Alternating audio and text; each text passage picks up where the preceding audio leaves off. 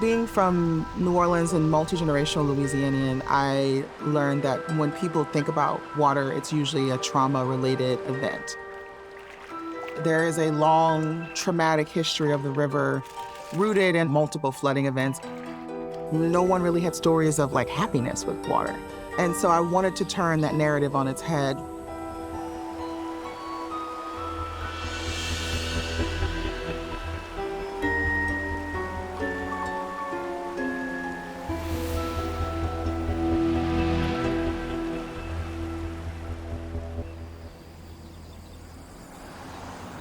My name is Jessica Dandridge Smith, and I am the Executive Director of the Water Collaborative of Greater New Orleans.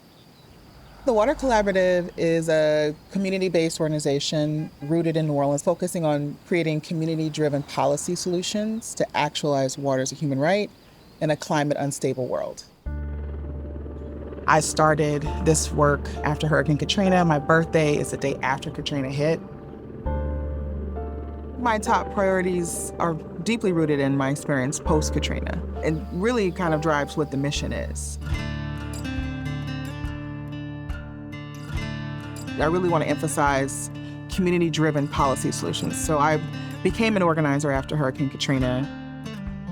So who wants to go first? We'll try to keep it brief. The Water Club is really unique because from our inception, we started with landscape architects, engineers, community-based organizations, and national groups thinking about how do we solve water equity issues.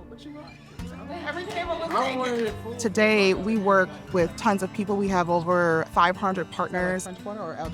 We work with national groups, state legislators, government agencies, and the list goes on. So now getting to see like all of these like umbrella people, how we've kind of worked with them, and like we organize around water issues and water justice challenges. So we have eight more videos for Don't Water It Down, and then we've got 10 coming out with the drag queens. So we're all millennials and Gen Z. We're very excited. We're a vibrant bunch. We gave them a good presentation. What kind of good? Like. New Orleans has a major flooding issue.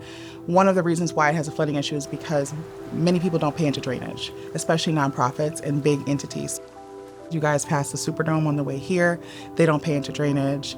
The convention center doesn't pay into drainage. Only residents do. So we have a plan created to have everybody pay into the system. It's the first ever stormwater fee program created for and by residents in the United States. We're very, very proud of it.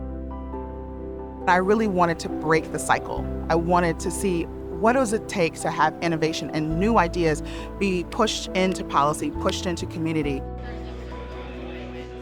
We really focus on not only educating residents and the public about water issues, but also creating opportunities for action, opportunities for connection, and opportunities for joy.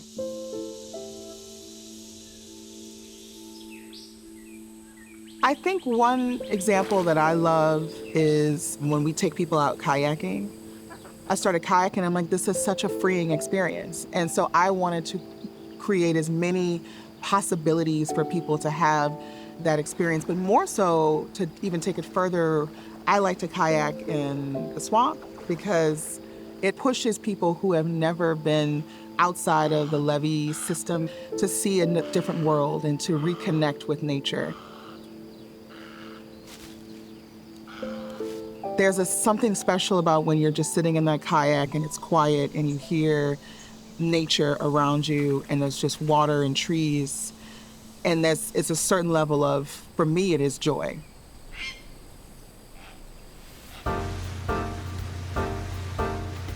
My favorite thing about the Mississippi River is definitely the power that it has. The river is truly our lifeline. It's not just an economic center. It allows us to have the thriving seafood and the ecosystems and the culture. The river allows communities from all over the world to come here and be a part of something unique.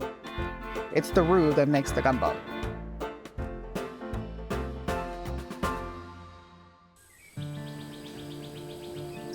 New Orleans has always been a swamp and a marsh, and we forget that.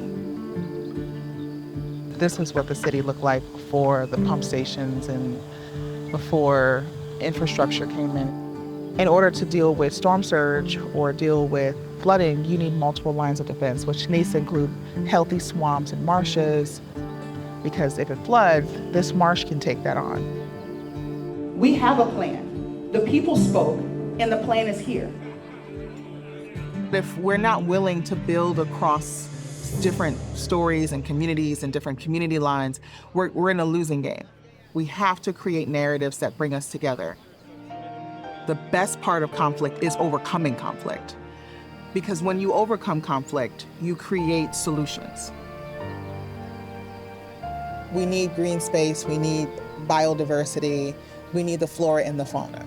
And so if we can get to that place as a nation, not only would our systems be protected, our water be flourishing, our biodiversity expanding, I truly believe people will be happier. I hope this country will come together to build a new system that lives on this concept of water is life.